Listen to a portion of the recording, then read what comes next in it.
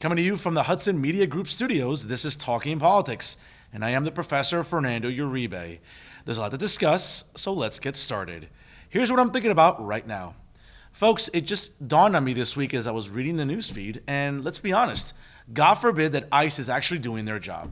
Now listen, we should all be sleeping better now with less criminal illegals on the streets here in the state of New Jersey. And quite frankly, it's unbelievable to me that Governor Phil Murphy and the State Attorney General, Uribe Grewal, insist on their just nonsensical sanctuary state policies.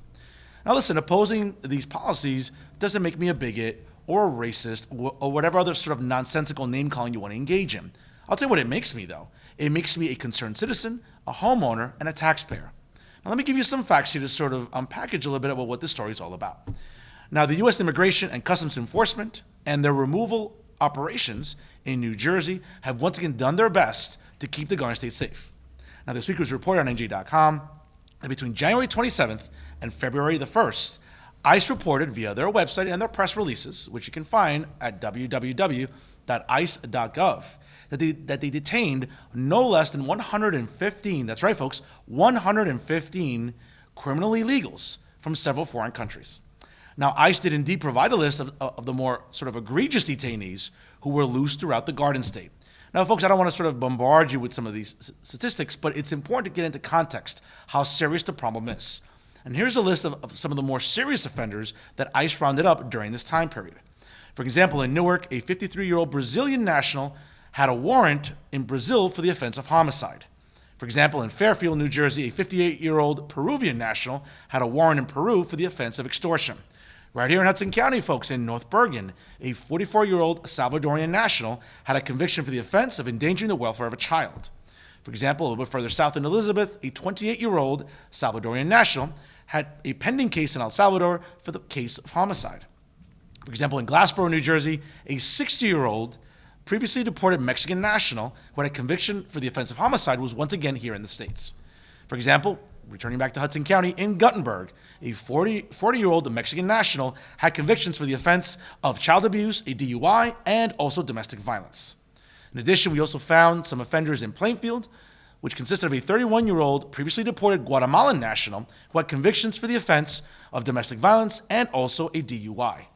For example, we'll go back to Patterson, New Jersey, and a 20-year-old Salvadorian national was indeed a member of the notorious MS-13 gang. Folks, I hope that these numbers scare you, and they should. But what should scare you more is the enabling of Governor Murphy and Attorney General Uribe Grewal with these absurd sanctuary state policies.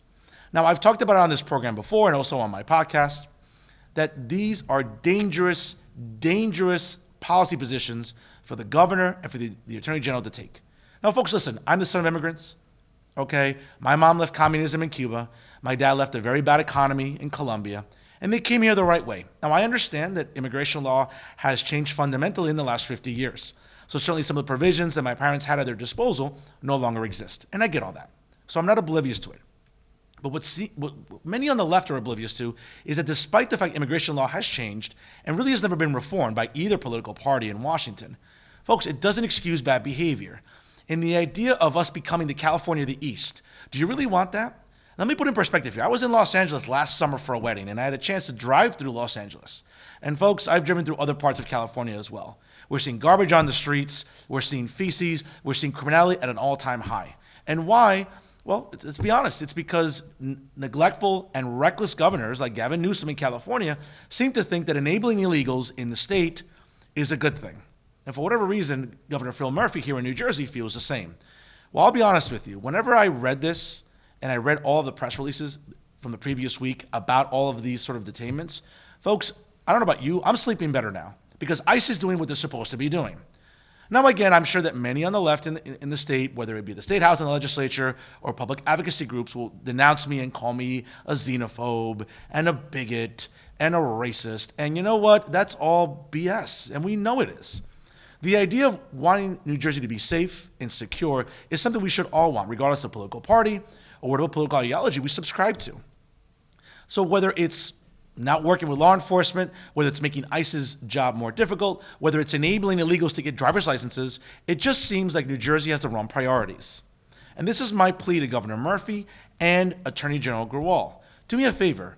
help New Jerseyans, help citizens, help taxpayers, okay? We're the ones that are suffering with these policies. I mean, folks, just look at the list I just provided right now of some of the more egregious criminals that have been running the streets here in New Jersey, whether it be here in Hudson County, down in Central Jersey, all the way down south, even in Glassboro, New Jersey. These are dangerous criminal illegals here among us. And folks, again, I don't seem to have any sort of idea or policy position that will just sort of wave a magic wand and solve the immigration problem here in the United States. I've never claimed to do that.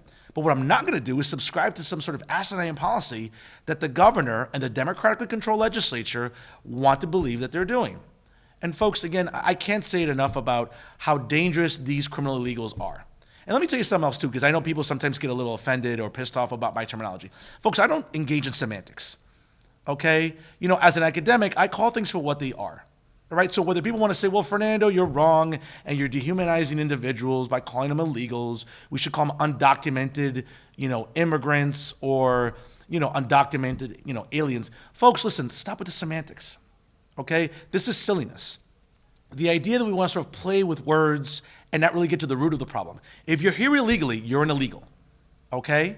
Listen, if you're traveling on Route 80, okay, to Pennsylvania to go to a gun show because you want to purchase a firearm and you decide to bring it across state lines back to New Jersey, and you decide not to register that with the Division of Criminal Justice and the Attorney General's office and the state police, if you get stopped with that firearm, I'm going to tell you something. A state trooper is not going to stop you and say, excuse me, sir, is that firearm undocumented? And I get what you're going to say. Well, Fernando, it's apples and oranges. No, it's not. Stop with the semantics, okay? I don't want to hear about, well, one's, an inanimate object and one's a person. One's a human being. Folks, listen, let's call things what they are. Now, if you want to engage in semantics, that's fine. If you want to try to twist the English language around, that's on you. But I don't want to do that. And the idea that law enforcement is being handcuffed, especially at the federal level, because of sanctuary state policies by the governor and the attorney general is just plain wrong. And I don't know what it's going to take. Does it take a family member of yours to be assaulted or killed? Does it take a family member of yours to be hurt in a motor vehicle accident because an illegal is driving here where there shouldn't be? You know what? What will it finally take for you people to wake up and understand that criminal illegals are a serious problem, not just here in New Jersey, but throughout the United States? Again, I don't have a magic wand that I can just solve this problem unilaterally. And again, I fault both the Democratic Party and the Republican Party for sitting on their hands for decades when they could have really addressed immigration reform and immigration law, but they chose not to do it. It becomes a political football to use every election cycle, and trust me, it'll be used here in 2020. But here in New Jersey, folks, when we think about what sanctuary state policies mean, they're a bad thing for us here. And I don't know why the governor, I don't know why the attorney general, and I don't know why so many Democrats in the state legislature are so adamant about bending over backwards to accommodate illegals. Why don't you do me a favor? Why don't you bend over backwards and accommodate taxpayers and homeowners? Okay? We're the ones that deserve the accommodation. We're the ones that deserve the relief. We're the ones that deserve a break, not criminal illegals. I'll tell you right now, Governor Murphy, and to the legislature and to Attorney General Grewal, your priorities are really effed up. And I never really get this passionate about an issue. And I'm really certainly trying to keep my composure here. But you know what? As someone that believes in the rule of law, do me a favor. Practice it. Enforce it. Don't just sort of unilaterally believe in the law when it's convenient to you. And that's one of the things that really doesn't sit well with me about politics here in New Jersey. And if you don't believe me, folks, again, check out ICE and their website at www.ice.gov, and you'll see it for yourself that these sweeps are effective and that these sweeps are keeping the streets safe. But you know what? If you leave it in the hands of Governor Murphy and the Attorney General, they'll just let these criminal illegals back out on the streets. And you know what? That doesn't favor anybody. And that's what I'm thinking about right now. During this week's edition of the 3-time award-winning podcast, Talking the Hudson, which you can listen to live every Wednesday night by going to www.blogtalkradio.com/Talking the Hudson at 9 p.m. Eastern Standard Time, was the councilman out of Ward E in Jersey City, a very good friend of the podcast and of the show, James Solomon.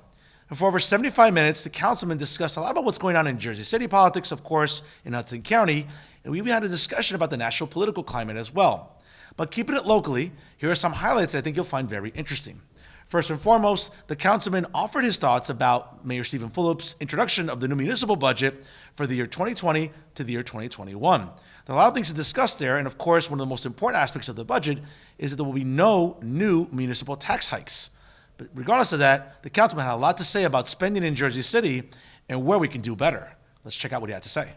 that while the new budget would include expanded services such as increased investments in public safety, new affordable housing resources, and expanded health services, the budget will not increase municipal taxes. So for a lot of residents in Jersey City, Councilman, that's good news, but some residents are never going to be happy. I know you're a guy that really is about accountability and making sure that the budget's responsible. I don't want you to give us any spoilers before the council meeting, but how do you feel about this budget being introduced by Mayor Stephen Phillips? Again, Fernando, thanks for having me on, and happy to talk about this. When it comes to budget, I think in Jersey City, the big kind of elephant in the room is the schools. And I think we got to start there when we talk about the budget. We got $170 million cut over 7 years from Trenton. And that is such a massive amount. It really is going to be the number one budget issue for Jersey City for this next decade. So, my commitment, and I've been pretty clear on this, is I think we need to fund the schools. And I'm willing to kind of work hard to find the money. That doesn't mean we can't do better, spend the money more efficiently, make sure that the school district is, making sure dollars go to the classroom and they don't get diverted into whatever you might have it, be it a central office or a consultant. So with this budget, I think the good news here, no tax increase is a nice starting place for us to look at. But as a city, as Jersey City, we get all this abatement money that we don't share with the schools. So the initial budget at least doesn't share any of that abatement money with the schools. So that's the first thing I'm going to look at, is how can the city, pay its fair share, put its money where its mouth is, and share its abatement money with the schools. So that's issue number one. A couple other things that I'm going to look towards. Our city planning department is woefully understaffed. We have seen, obviously, Jersey City we got more development in Jersey City than, in huge parts of all of New Jersey. And we have to have a real planning department to be willing to fund that. So we got to be willing to fund that planning department. So I'm going to look to that. And then another real important priority for me is our housing assistance. I know you know, obviously, the great work that Mayor Brian Stack does in Union City. And we asked Mayor Stack about the number of staff that he has for landlord-tenant office, for housing counseling, housing assistance. And in Union City, which is 1/6 the size of Jersey City, he has more staff dedicated to helping tenants with housing resources than we do. So, we've seen that, Mayor Stack clearly has devoted, time and energy and resources into helping the long-term residents of Union City, and we've got to do the same here in Jersey City. So those are my first three thoughts. So, good starting place, no tax increase at the initial budget. We got to look at money for the schools for abatement revenue. We got to look at our planning department, and then we got to look at our landlord-tenant office. And those are three big priorities for us. As you can tell, the councilman very much believes in transparency with the upcoming municipal budget. And of course, he'll have a lot to say during the upcoming council meeting, where he and the other 8 council members will be able to dissect the budget and see whether or not they're completely on board with Stephen Phillips' vision for the upcoming fiscal year.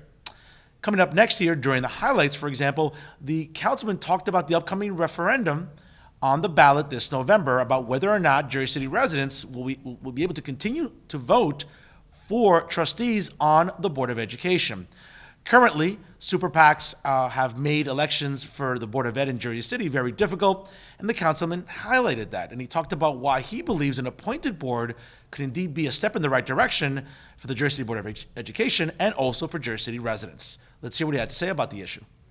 What do you say to people, Councilman, that I'm sure have thrown this at you? Yeah, and I'm happy to spend a ton of time on this because I think it's really important, and it's great to have, a chance to really talk through the issues and kind of maybe get away from a little bit of the political rhetoric that's been thrown about. So let's start with Union City, because this is the best example, right? Union City has an appointed board. Union City schools, they're not perfect, but they have performed so well for a working class school district that books have been written about them. Literally books. Researchers have come to Union City and written whole books about how good the school district is. Now take Washington, D.C. Washington, D.C. had mayoral control for over a decade, 2 decades, I think, and their schools have seen dramatic improvement and dramatic turnaround. And so if you want to say you're about the kids, right, if the kids are first, you got to look towards other cities that have used mayoral control to make significant, drastic improvements in their school districts. So, when I did vote to put it on the ballot, and, for me, it wasn't saying 100% let's move to mayoral control. I think Mayor Fulop has to make a case that he's going to use that power well in the next couple of years, as well as just more broadly. But the reason I said it is that I put it on the ballot was we know that mayoral control has been effective in many cities, not every city, but many cities. We know that it's done right by kids in those cities. And then this is the key thing. And we know that our current school district and system of elections isn't working.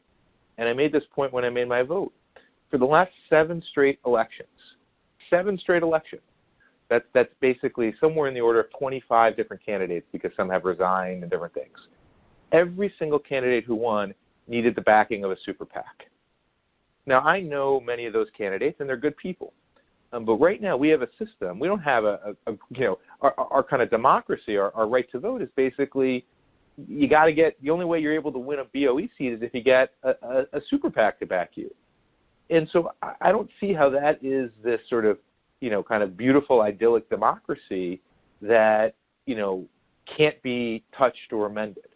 It was a very illuminating interview with the councilman for over 75 minutes, and you can listen to the episode in its entirety, once again, by going to www.blogtalkradio.com/Talking to Hudson. You can download the episode and listen to it anywhere at any time from any PC, Mac, smartphone, or tablet. And don't forget that live every Wednesday night at 9 p.m. Eastern Standard Time, you can check out the latest edition on Blog Talk Radio. Now to some other stories in today's political climate. Folks, this week we heard the State of the Union address from the President of the United States. And of course, a Gallup poll came out shortly before the State of the Union that had the president polling at 49% of an approval rating. That's only the highest he's ever had during this point of his presidency. Now, again, whether or not you watch the State of the Union, I'm sure social media was cluttered with a lot of commentary from a lot of people on our news feeds. And I've talked about this repeatedly on the program and also on the podcast. Certainly, the president highlighted a lot of his achievements during these 4 years, and certainly he was making the case for re-election coming up this November. And folks, I've talked about it before, and I'll say it again.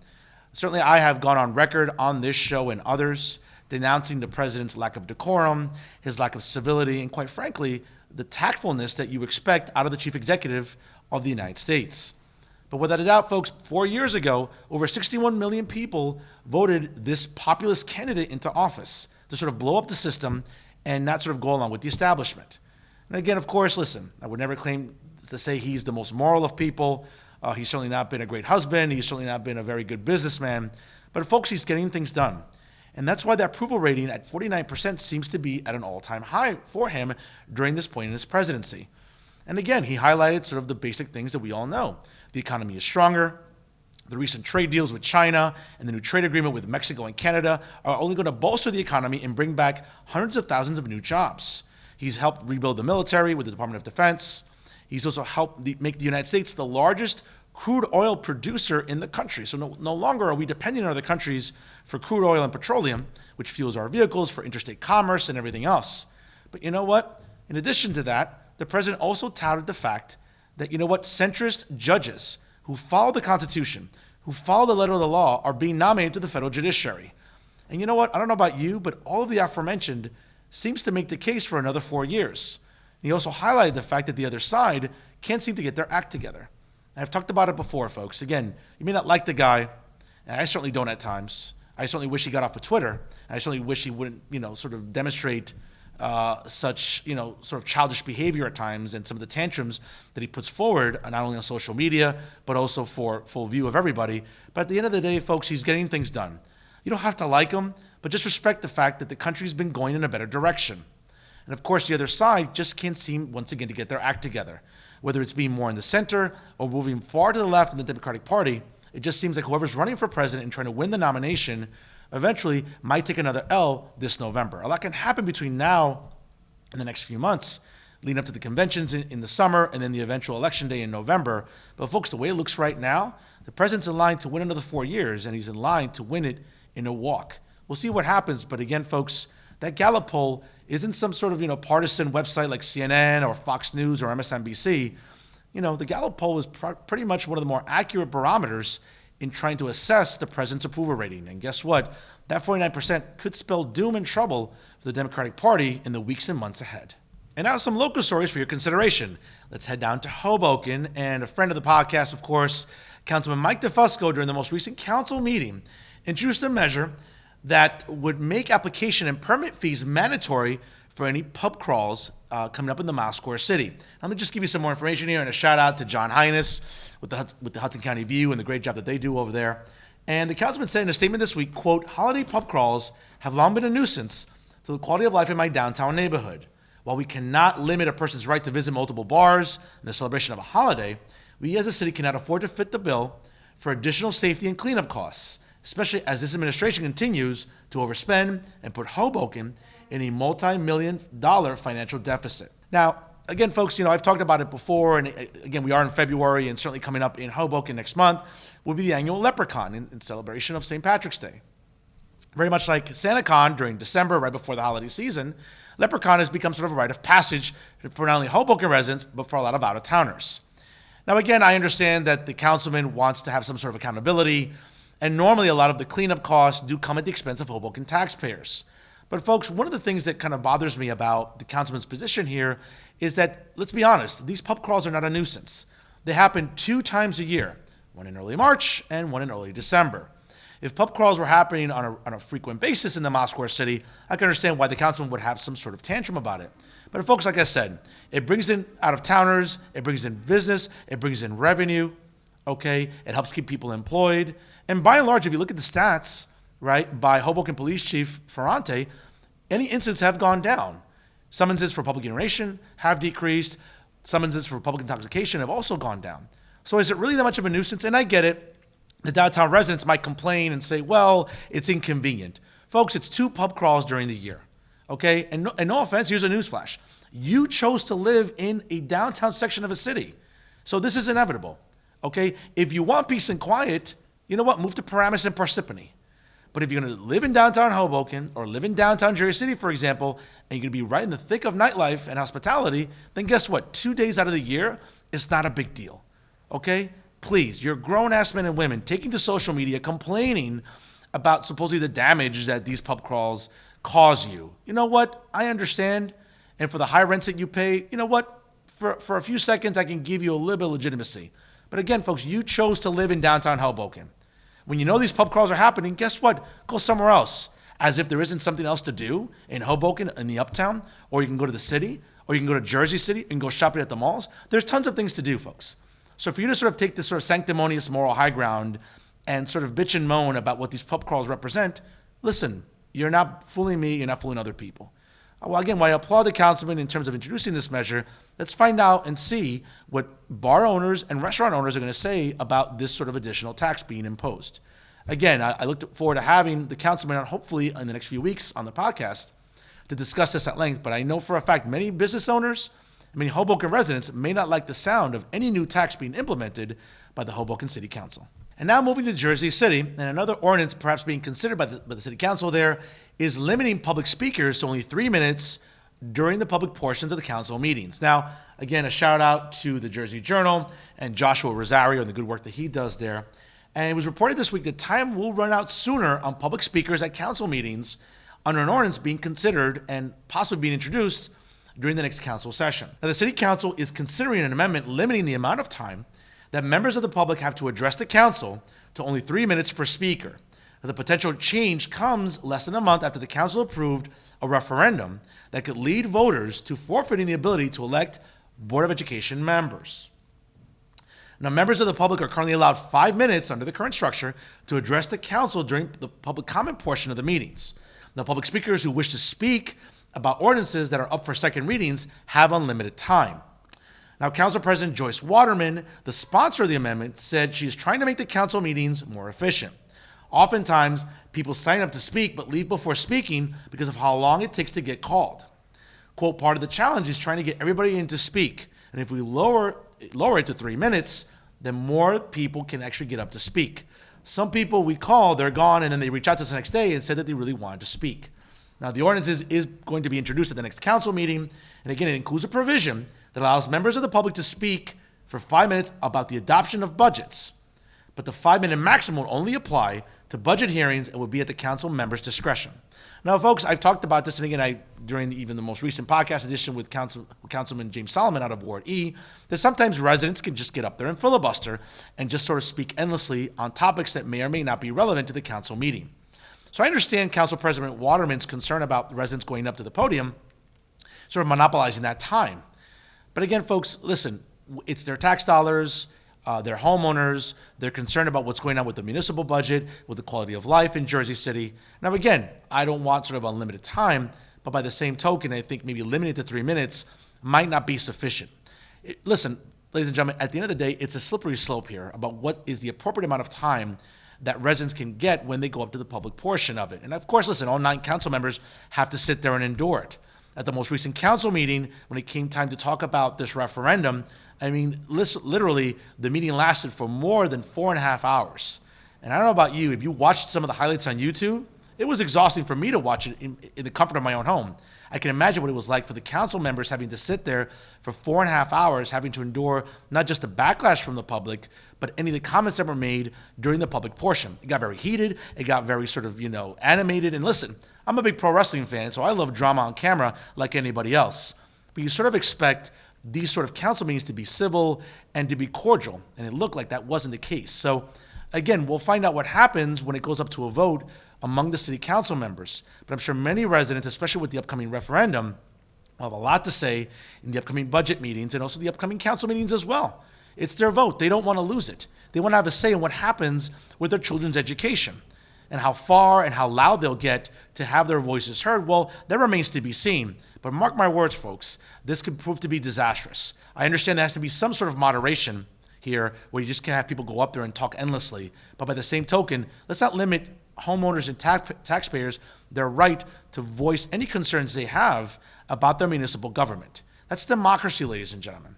And I don't want to infringe upon it. And when I even see anything like that, it concerns me. It should concern you as well. So we'll find out exactly what happens in the coming weeks as to whether or not this ordinance actually will take effect and whether or not residents, when they go up to the podium, will actually comply and cooperate when the ordinance should it take effect.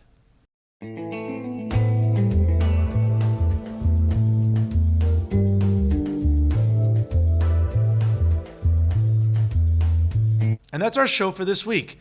To check out all the excellent programming offered by the Hudson Media Group, go to their websites, www.hmgtvshows.com and also www.livestream.com/HMGTV. Don't forget to like the Hudson Media Group on Facebook and also follow them on Instagram and Twitter. In addition, the Hudson Media Group is proud to partner with NJ On Air. You can also check out their exceptional programming on their website, www.njonair.com. Again, don't forget to like them on Facebook and also follow them on Instagram and Twitter. And at live every Wednesday night on Blog Talk Radio, you can check out the 3-time award-winning podcast, Talk on the Hudson, by going to www.blogtalkradio.com/Talk on the Hudson. And never forget, ladies and gentlemen, if it's unbiased, unfiltered, and unafraid, you know it's always talking politics. I'm Fernando Uribe. Thank you so much for watching.